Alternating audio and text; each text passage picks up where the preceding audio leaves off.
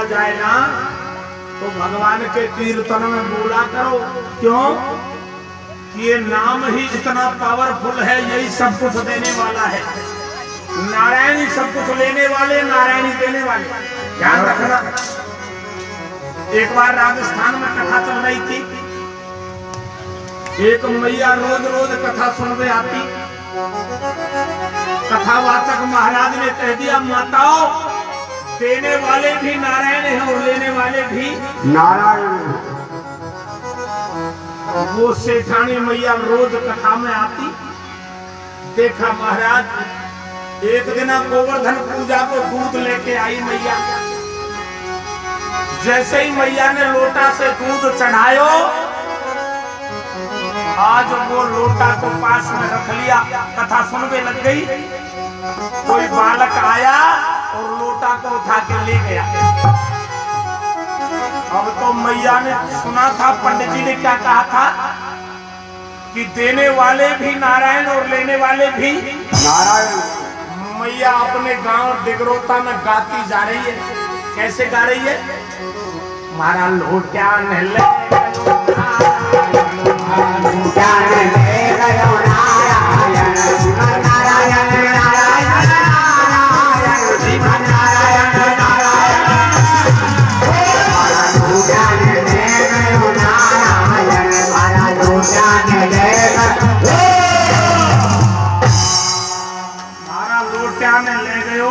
नारायण। लोटा कहे पानी के पात्र को, तुम्हारे का कहे लोटा से, लोटा ही कहे लोटिया। लोटिया तो बल्ब तो कहते हैं इधर राजस्थान बॉर्डर पर, और लोटिया एक गांव का भी नाम है। वो वैसे ही लोटा हुआ है गांव। हाँ, लोटा घंटी मलकी जो भी कहते हो।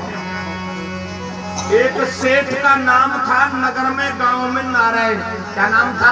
नारायण। वो कभी भी कथा में नहीं जाता था। उसे पता था कथा में जाऊंगा तो जरूर कुछ ना कुछ करना पड़ेगा। लेकिन जब मैया की आवाज सुनी कि मैया गाती बजाती जा रही है, महाराज लोटा ने ले गयो नारायण, तो सेठ जी ने मैया को रोक लिया। ओ बुढ़िया मैया रुक, ठहर जा। बोले क्या बात है? बोले मैं तो कथा में ही नहीं जाता हूँ, मुझे तो पता है जाऊंगा तो प्रसाद बांटना पड़ेगा, जाऊंगा तो कुछ ना कुछ सेवा अगरबत्ती ले जाने पड़ जाएंगे, जाऊंगा तो 200-400 रुपया देने पड़ जाएंगे, पड़ोसी बैठे होंगे दिला देंगे। मैं तो इसलिए कथा में ही नहीं जाता हूँ। मैं तेरे लोटे को कब ले आया? मैया बोली, सेठ जी मुझे मालूम नहीं है, मोते तो पंडित जी ने कही कि देवे वारे भी नारायण और लेवे वारे भी नारायण। इसलिए मैं तो नारायण का ही नाम जानती हूँ। सेठ जी ने सोचा ये डोकरी, ये बुढ़िया मानने वाली नहीं है। अब तो सेठ जी ने नाम की वजह से नाम बदनाम हो रहा था ना। अगर इसी कार्य को करवाने के लिए मुझे आप में से कोई बुला के लाता ना, तो तन मन धन सब कुछ लगाता, जगह जगह घूमता, अपने मित्रों को बुलाता, लेकिन पक्का पूरी करवाता। और अब मुझे किसी ने नहीं बुलाया, मैं बिना बुलाए आ गया, तो किसी का नाम बदनाम नहीं हो रहा। बाबा जी आ गया, चला जाएगा जैसे आया है। अब कौन मेरा साथी बने बताओ? धीरज धर्म मित्र और नारी। अरे बुलाए हुए को तो संसार सम्मान करता है। अतिथि कौन होता है? जो बिन बुलाए आ जाए, जिसकी कोई तिथि नहीं हो, जिसकी कोई लगन नहीं हो, जिसका कोई मुहूर्त नहीं हो, अतिथि। धीरज धर्म मित्र और नारी। धैर्य धर्म मित्र और नारी की परीक्षा आपत्ति में होती है। जैसे कोरोना काल में, कोरोना जब आया ना, तो सारे मित्रों का पता लग गया। बताओ, किसी ने भी 10 रुपए की हाँकी थी क्या किसी को? कोरोना में अगर प्रिय से प्रिय, जो रोजाना सास बहू की बुराई करती हो ना, वह सहेली से भी 100 रुपया मांग लिए ना, तो बहू ने मना कर दी, बहन नहीं है। करी ना मना? करी कि नहीं करी? धीरज धर्म मित्र और नारी आपत्ति काल पर सारी।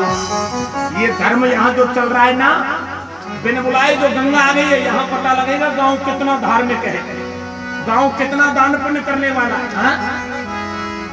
बुलाए हुए को तो सब कोई कर देता है, और भी नहीं तो अपनी शान के लिए करेगा, बोले अपनी शान चली जाएगी भाई। लेकिन अब बिना बुलाए आए हैं ना, देखते कौन संभालने आता है, तब पता लगेगा कौन आदमी कितना धार्मिक है। आप लोगों को मैं बार बार समझाता हूं, मुझे किसी ने बुलाया नहीं है, और ना मैं बेचारे किसी गांव के आदमी को जानता हूं। मैं तो स्वयं चल करके 6 महीने पहले सतनाली में मुझे कहा था कि गांव बड़ा धार्मिक है, ब्राह्मण क्षत्रिय की बस्ती है, लेकिन मुझे मालूम नहीं था कि गर्मी के डर से ब्राह्मण क्षत्रिय घरों में सो जाएंगे। नहीं, मैं बावड़ो थोड़ी हो जो यहाँ मरने के लिए आ जाता। गर्मी से तो तड़प ही रहा हूँ, बाकी तो आप जान ही रहे हो मेरी स्थिति क्या है। हरिओम हे ग्रामवासियों, इतना तो ध्यान रखना कि आपके गांव से जब आगे कहीं ये 10-15 ब्राह्मण जो आए हैं, ये ब्राह्मण जब कहीं जाए तो ये डिगरोता का नाम थोड़ा तरीके से ले ले। यहाँ गांव बहुत अच्छा था, वैसे रोटी की कमी नहीं है, ये मत समझना गांव में कोई भूखे मर रहे बाबा जी, ना रोटी की कमी है, ना प्रसाद की कमी है, केवल सुनने वालों की कमी है।